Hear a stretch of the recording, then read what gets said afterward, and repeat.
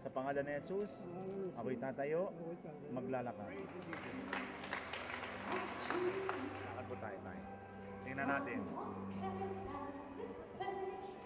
Okay? Palakpakan natin ang Panginoon. Praise the Lord.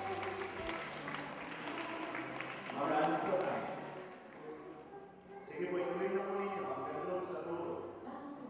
Na para po ang kilay, para po ang kilay.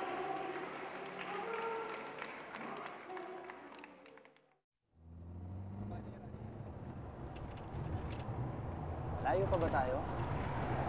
Gusto ko sanang mabutan yung pasyente at malubha na raw. Nasa Kalambada tayo, Father. Malapit na.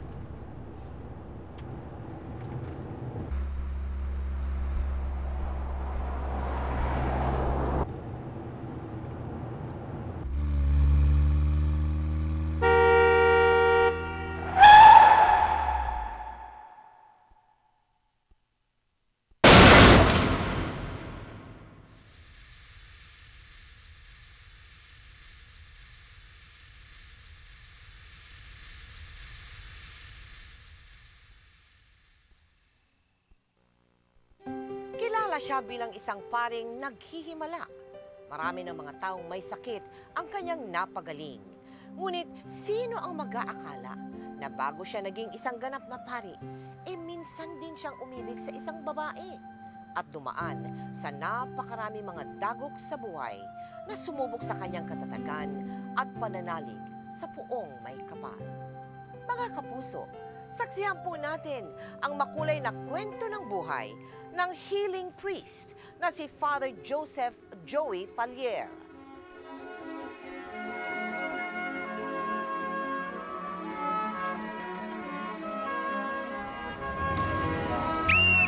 Okay, class, dismiss. See you tomorrow.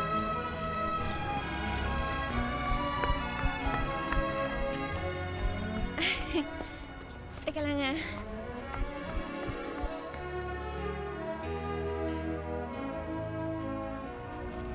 May tatanong lang sana ako sa'yo.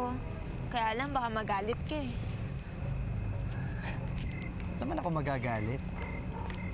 Ano yun? May gumugulo kasi sa isip ko eh. Natatakot ako. Tungkol saan naman? Di ba sinagot naman kita? Ang pagkakaalam ko ay oo.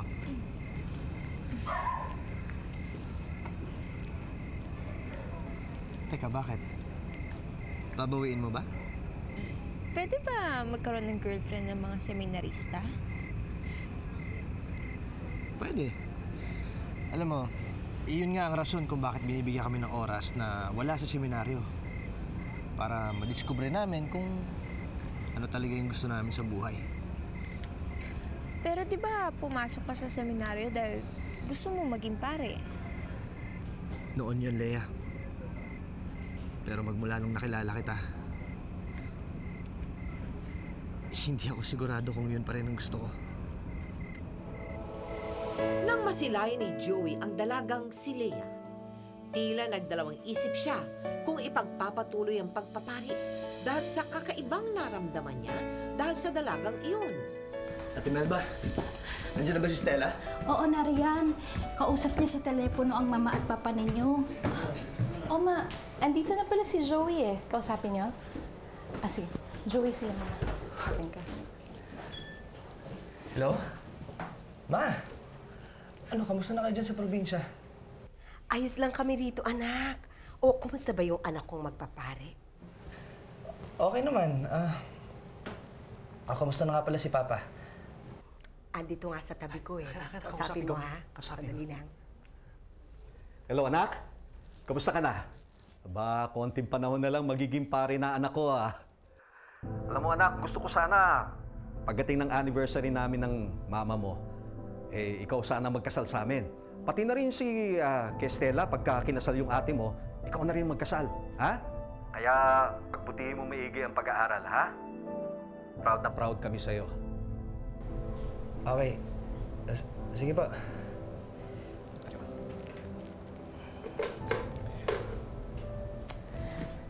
Anong problema ng paborito kong kapatid? Ako? Wala. Ako, sa mga kilos mo pa lang, alam ko na may problema ka. Babae, may ibig ka, no? Paano mo nalaman? Dahil sa kislap ng mga mata mo.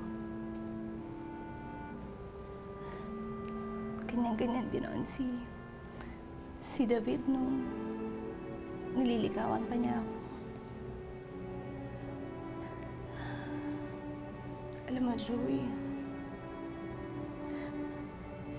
ang problema sa pag-ibig ang pinakamahirap hanapin. Ayun din ang pinakamasakit. Sakaling maramdaman mo to,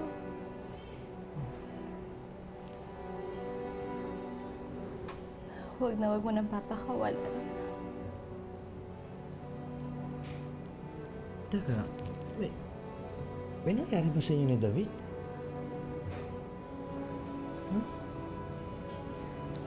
Wala na si David, Joey. Paano wala? Nasaan siya?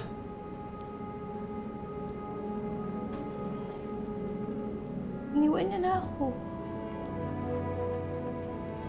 May iba na siya.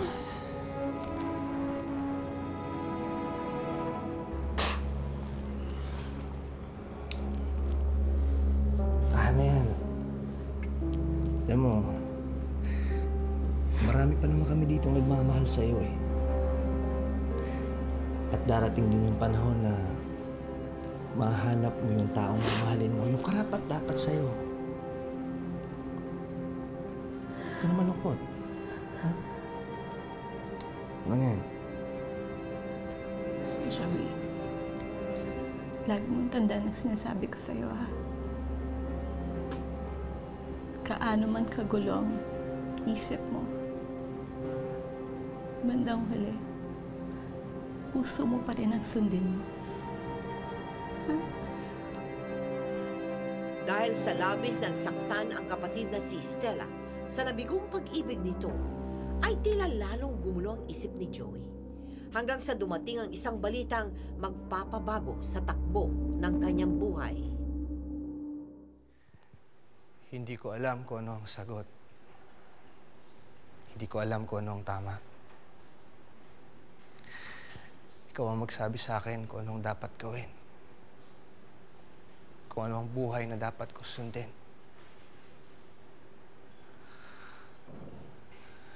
Sabihin mo lang kung ano. Bigyan mo ako ng senyales. At gagawin ko yan.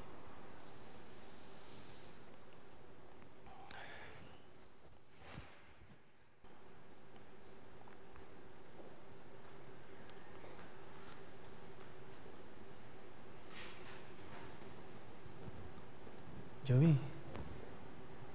Oh, Melo, ano yan? May tumawag sa din sa office eh. Ikaw ang hinahanap. Ha?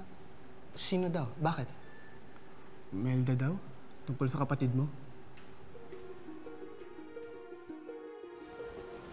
Dok, si Stella Falier po, nasan mo siya? Kapatid niyo po ako. Kapatid ka ba ni Stella? Oh. Andun siya sa kwarto.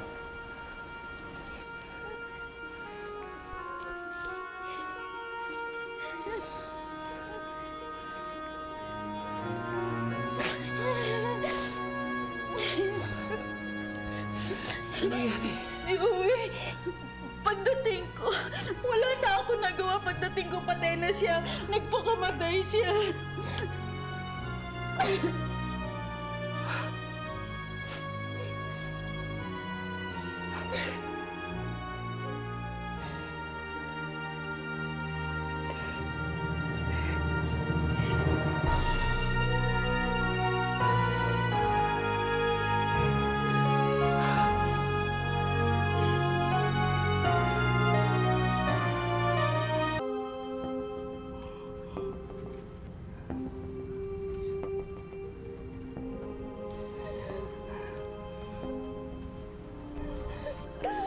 Joey, ano ba talaga nangyari sa kapatid mo?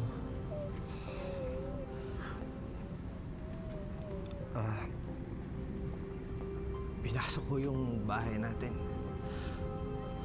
At sobrang takot, inatake siya sa puso.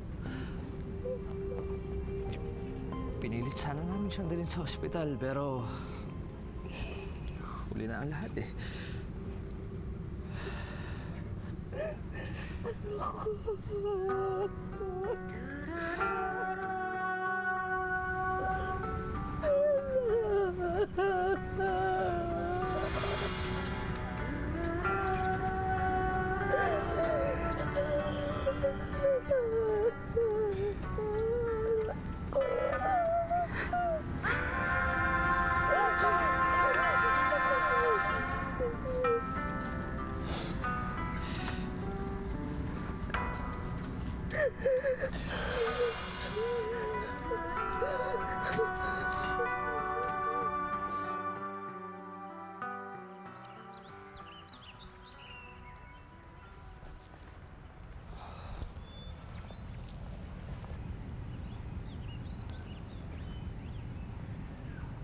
Okay ka lang ba, Joey?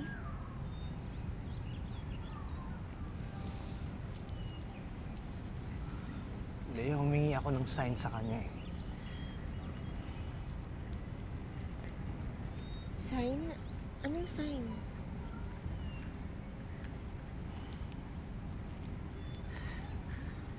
Alam mo bang hindi ko man lang nasabi sa mga magulang ko na nagpakamatay ang kapatid ko?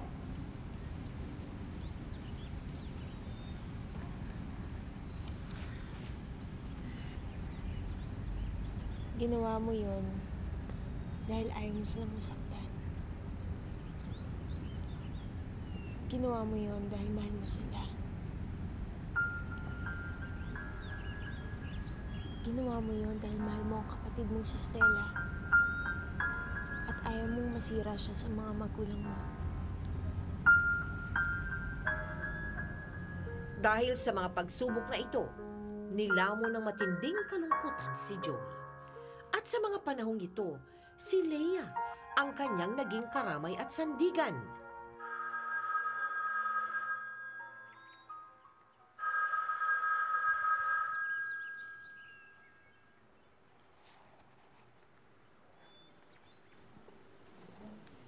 Joey, telepono mama mo.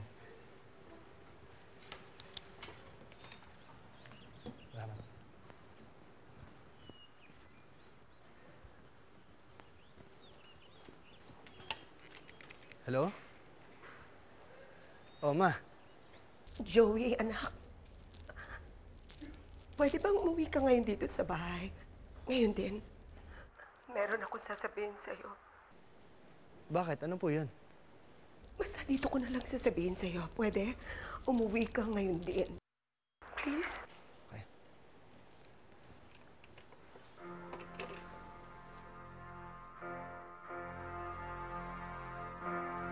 Agad na umuwi si Joey sa probinsya nang malamang may sakit ang kanyang ama.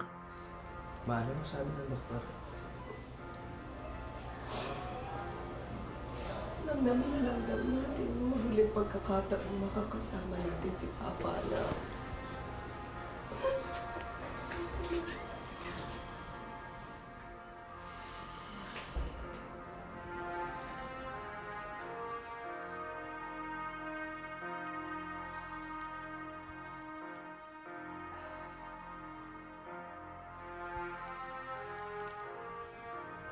Kamusta na po yung pakiramdam niya? Masaya.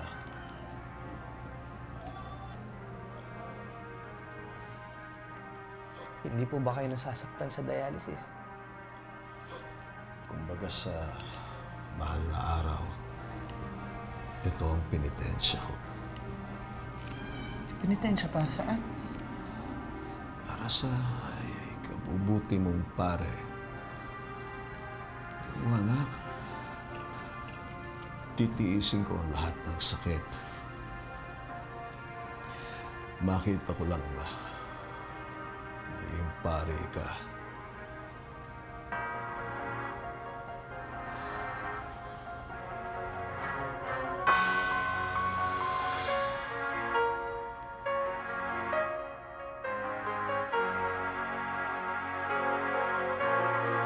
May 1988, nang tuluyang mamaalam ang ama ni Joey dahil sa sakit sa bato. Samantala sa mga panahong ding ito, lalo namang naguluhang si Joey kung pipiliin ang panawagan ng Diyos na siya'y maging isang pari o kung susundin ba ang isinisigaw ng kanyang puso. Ngunit hindi nagtagal, napagtanto niyang lalong umiigting ang pagmamahal niya para kay Leia.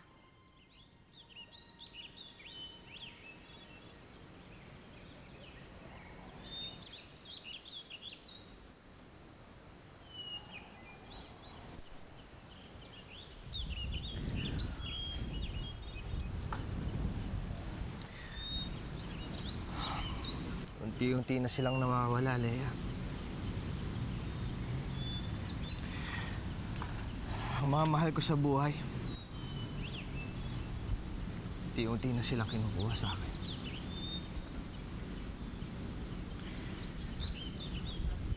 Hindi ko sila hahayaang maubos.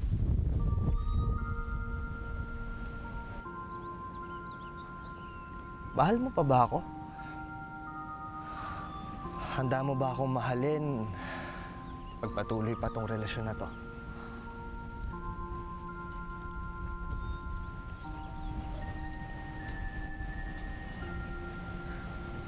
Mahal pa rin kita, Joey.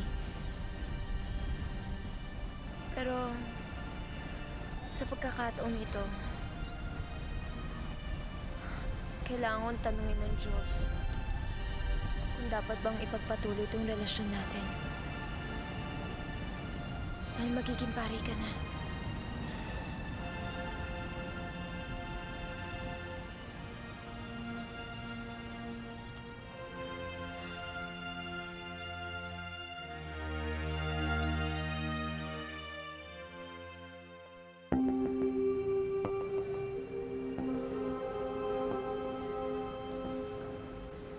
Mahal ko siya. Mahal niya ako.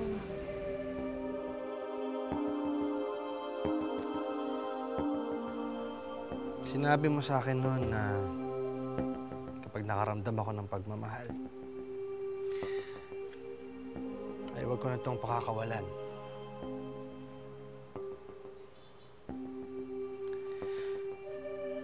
Susundin ko kung ano ang gusto mo. Ano ba mas nakakabuti para sa kanya? Alam kong kayo lang makakaalam nun eh.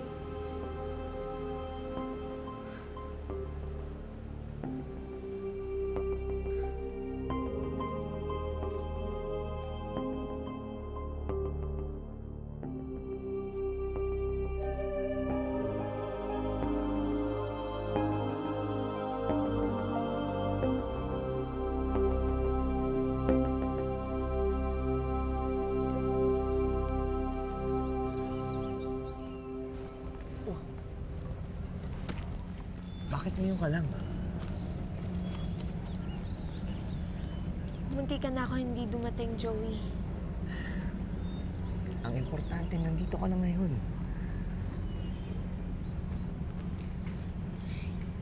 Hindi ko kasi kayang hindi ka harapin eh. At mas masakit para sa akin na hindi ka na makita muli. Ganon din ako, Leia.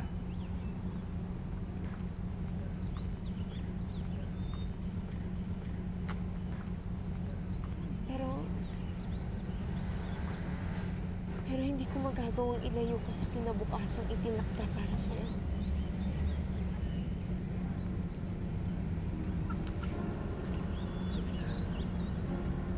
Joey, hindi ka para sa akin. Hindi ko kaya magpakasal sa'yo. Hindi ko magagawang ilayo ka sa kinabukasang itinakda para sa'yo.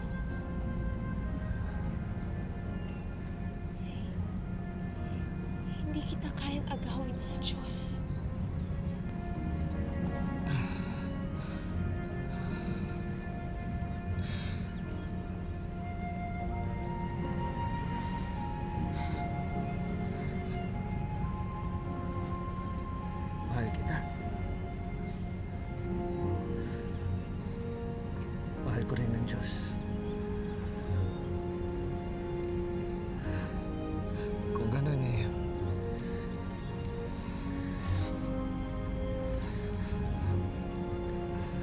hayaan mo na lang ako makapaglingkod sa nakaraan namin.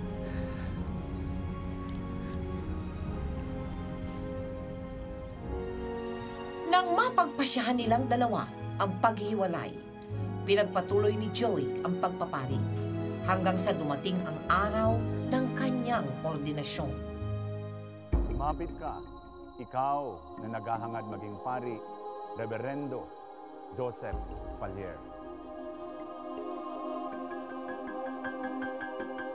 Nangangako ka ba na ikaw ay magiging masunurin sa akin at sa aking magiging kahalili?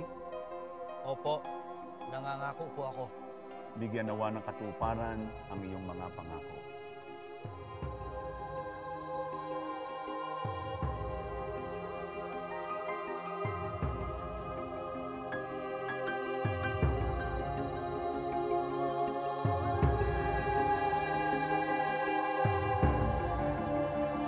Pasalubungan po natin ng masigabong palakpakan ang mga bagong pari.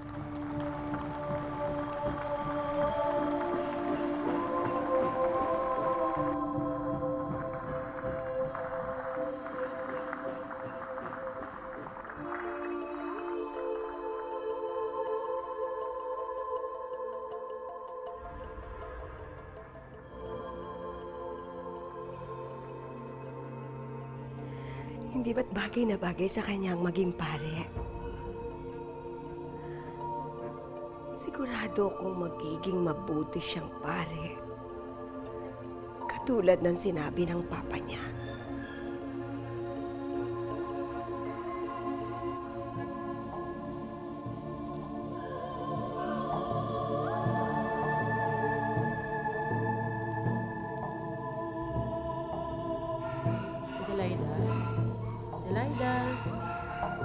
Adelaida! Adelaida! Hello? 911?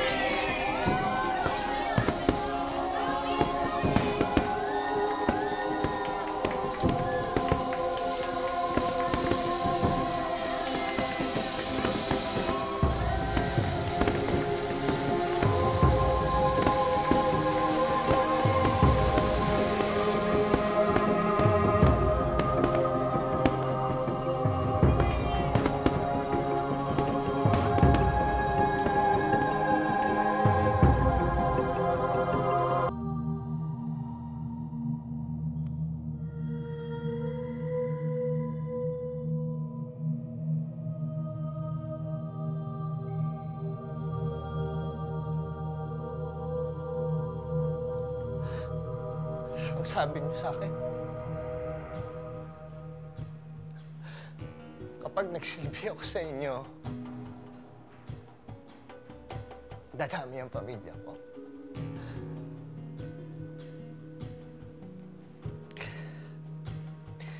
Dadami ang mahal ko sa buhay.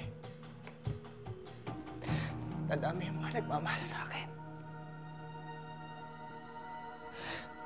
Pero bakit inubos niyo sila?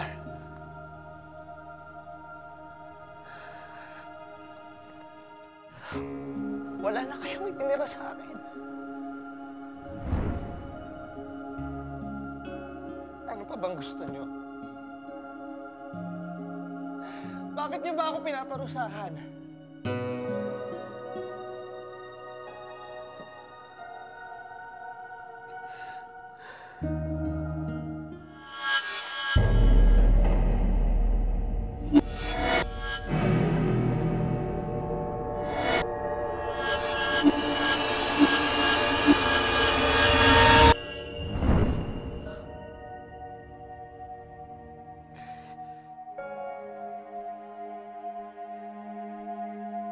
Hindi mawari ni Father Joey ang ibig sabihin ng pangitain niyang iyon. Hanggang sa isang araw,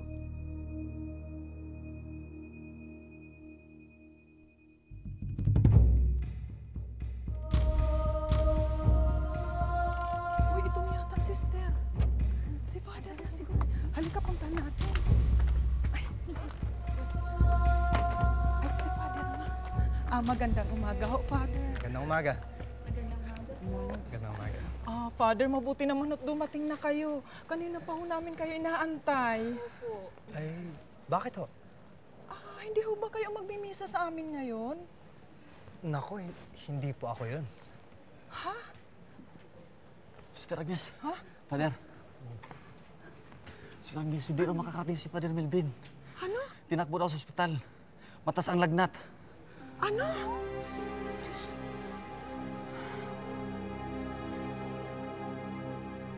Magsitayo po tayong lahat.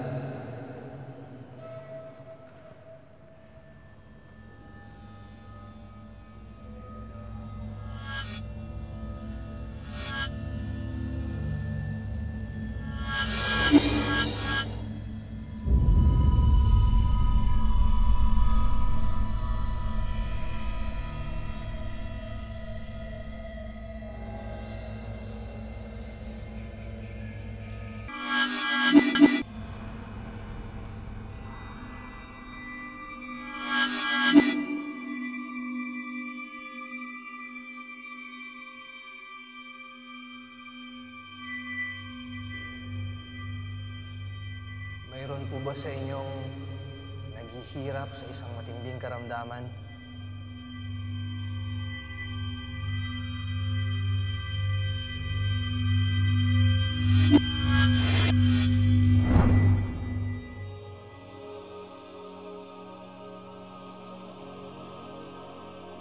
Ako po, Father. Araw-araw ko hong pinagdurusahan yung karamdaman ko. Cancer sa bato. Nakikiusap ako sa inyo.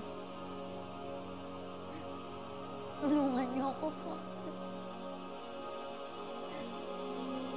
Tulungan niyo ako.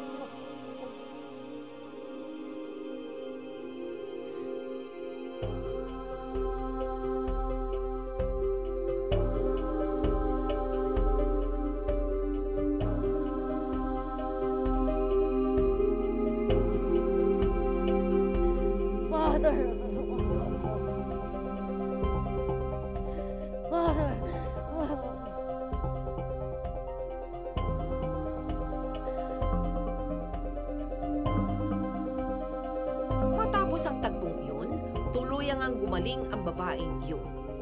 Tila isang himala ang naganap nang tuluyang nawala ang kanser niya sa buto.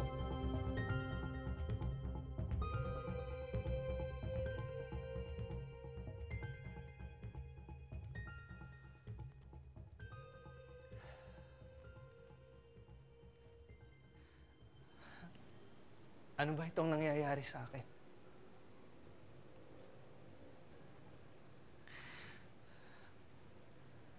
Pansamantala lamang ba ito? Pagkakataon lamang? O ito ba ang bukasyon na talagang inihain niyo sa akin? Kapalit lahat ng pagsubok na aking dinadaanan.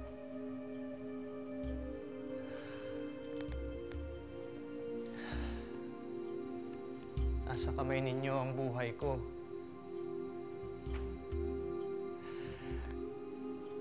Ipakita niyo lang sa akin ang daan. At ito'y buong loob kong lalakaran.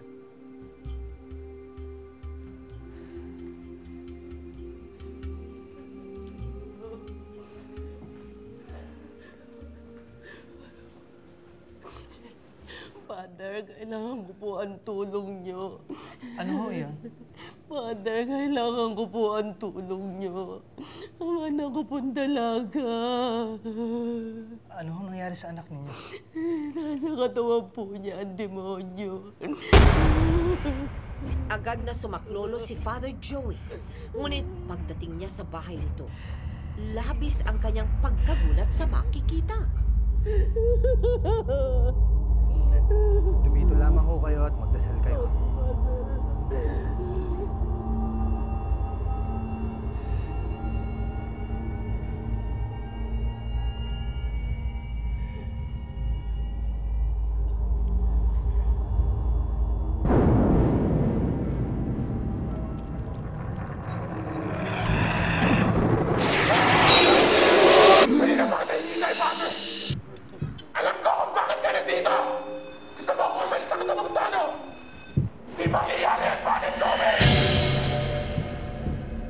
Hindi ako ang magpapaalis sa'yo sa katawan ng dalagang yan.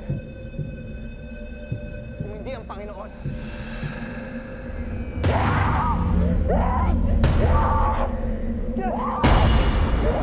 Sa ngalan ng mahal na Birhen at ang kanyang anak na si Jesus, saan mo ang babaeng ito?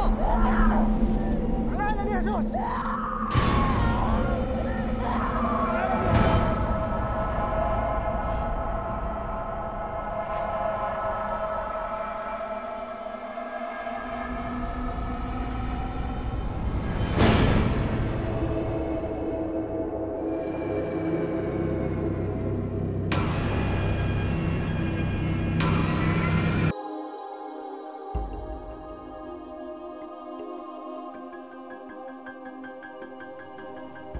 Father Joey? Ano po nangyari? Wala na siya, Iya. Wala na siya. Matapos ang isinagawang exorcism. Layo pa ba tayo? Gusto ko sanang mabutan yung pasyente at malubhan na raw. Nasa Kalambaga tayo, Father. Malapit na.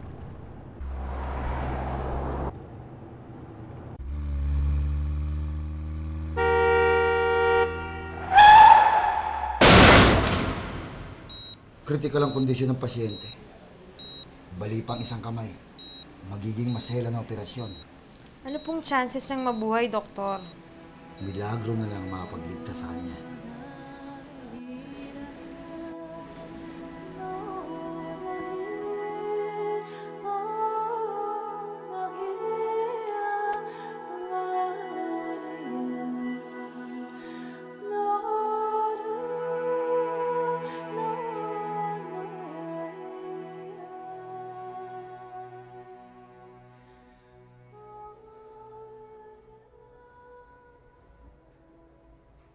Gusto ko lang ipaalam sa inyo na ligtas na kayo.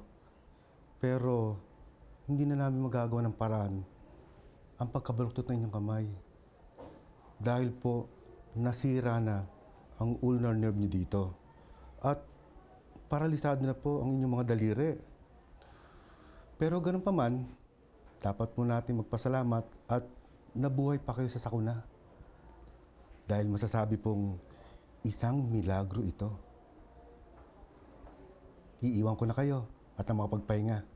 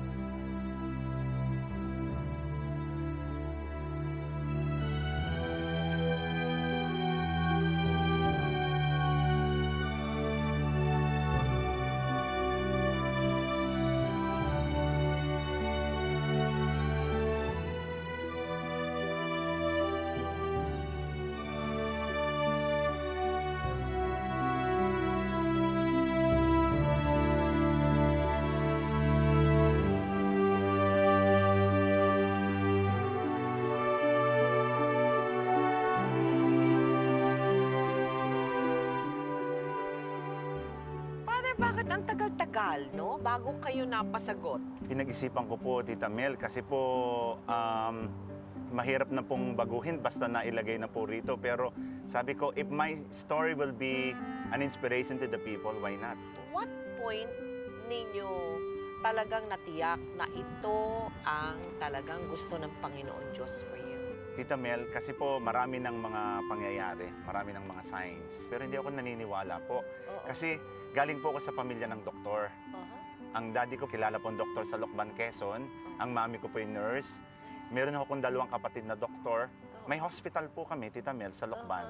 So my point of view was more on the scientific, medical point of view. Pero it took me an accident. Kaya tinamaan po ito ng bubog. Ito Okay. pong aking... Were you driving? Kayo po I ba was seated at the back. Aha. Naputol Ang po laki. yung nerve Naputol ang nerve. at naging ganito na po. And this is the sign of the hand of the Lord. Yes. The hand of the Santo Niño, the hand of the resurrected Christ, the hand of Christ the King. Na parang sinabi ng Panginoon, wala ka ng kalusot-lusot. Ito na ang iyong magiging kamay, ang aking mga kamay. That made me realize, ito ang buhay ko. That na yan ang gusto ng Panginoon para sa inyo. That was the sign, the par excellence sign na parang sinasabi ng Panginoon, magpakailanman ang iyong kamay ay ganyan na. Opo, ito na po yung aking naging buhay. Every day of my life, I have 28 healing masses, pero binawasan ko po yan. Because? Because I was so preoccupied with the wounds of others. Hindi pala ako Superman. So, parang pinagpapalagay ba na ang isang pare, meron ding mga pag-aalinlangan na nadadama, meron din siyang mga sama ng loob, meron din siyang sakit ng damdamin na nadadama. Tama po yun, kasi kami pong mga pare, tao rin po kami. Nalulungkot din po kami, minsan nararapa. Ito nga akong first time ko pong maririnig na ang talambuhay ng pare mapapalabas. At ang pinili ko talaga ang inyo pong show sapagkat nakita ko po na makatotohanan at talaga pong katakot-takot na inspirasyon ang idinudulot sa mga tao. Salamat Sa kanilang paglalakbay, mayroong kabigo ang mga mararanasan, pero yun po pala ang tungtungan ng tagumpay. Minsan din kayong umibig sa isang babae. Ayan po. Yan ba ang pinakamahirap na bahagi ng pagiging pare? Isa po yun sa isang conflict na mararanasan ng pare. Kasi nung ordenahan po kami, nananatili po yung aming pagkatao. Nangako kami na hindi kami mag-aasawa, pero may mga pagkakataon po. Nakakaranas po kayo ng mga human affection. Kaya lamang po, for the love of the church, for the kingdom of God, ibinibigay po namin ito sa mas marami pong pamilya, ang pamilya ng simbahan. Napakahirap po, pero there is a sense of fulfillment. Pwede naman po kayong magmahal, pero ang pagmamahal na po ngayon, nakatuon sa lahat. Pero paano mo nalaman ang gusto ng Panginoon para sa inyo ay ang maging alagad kayo ng Panginoon? Galing po kami sa angka ng meron, pero sinubukan po, dinalisay po lahat ng area ng buhay ko.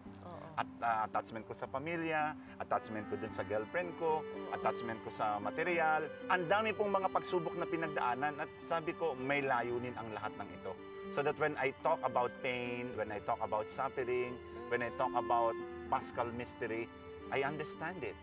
And I can heal because I'm also wounded. Kaya nga po, ito po yung aking libro, The Wounds of a Healer. Yes, ang yung sugat sugat mo mismo. ng isang manggagamot. Correct. Meron po tayong mga sugat na dapat pong gamutin para po mas lalong epektibo ang paglilingkod niya sa mga tao. At yan po ang pinarana sa akin ng Panginoon. Meron ba kayong requirements? Wala po ako. Wala. Ako po, magkameron sila ng pananampalataya sa Okay. Diyos. Sa Lokban po, every Saturday po at saka every Monday. Sa Mega Mall, 12:15 po, first Wednesday. Cebu, every third Friday. Sa Guadalupe Church po. Guadalupe Church. Opo. Ano po ang maihahabili ninyo sa ating mga talagang nagdarahop sa sakit? Ika nga'y meron ng taning ang buhay. Magkameron ho kayo ng pag-asa. Kasi ang Diyos po patuloy nagpapagaling. Then I have this kind of experience, overseas call, comatose patient. Say, may leukemia, overseas call lang po. Sabi ko, mag-workout kaya to? Yeah. Then I just believe. Sabi ko, bahala na po kayo, Panginoon. Then next day, tinanggal yung life support. And then pumunta siya rito sa Pilipinas para magpasalamat. Nakita ninyo siya? And he's alive, very much alive. Kung gugustuhin ng Panginoon, walang imposible. Magpakailanman po ang Panginoon ay patuloy na nagpapagaling. At magpakailanman din po, hinihingi niya ang inyong pananampalataya. Wala pong imposible sa Panginoon. Napakasaya po namin at kami pinaunlakan ninyo no, na ma-feature ang inyong bahagi ng buhay ninyo. Naku, Ang lahat po ay gagawin ko para sa kanila. Napakasarap po. Thank Maraming you very salamat much, po. Father. At kayo po ay inspirasyon din sa amin. Ang istorya po nitong magpakailanman ay istorya po ng pagtatagumpay mula sa kahinaan tungo po sa tagumpay. Ito po ang istorya ko. Istorya ng mga taong nanonood sa atin ngayon. Istorya po ng mga taong pilit na nagpapanibago. Yung grasya po ng Diyos hindi nagkukulang. Ang kailangan lang po, tayo manampalataya, may magandang plano ang Diyos. Magpakailanman. Ay, salamat po. Salamat. Pa-bless mo naman ako, Father. Thank you.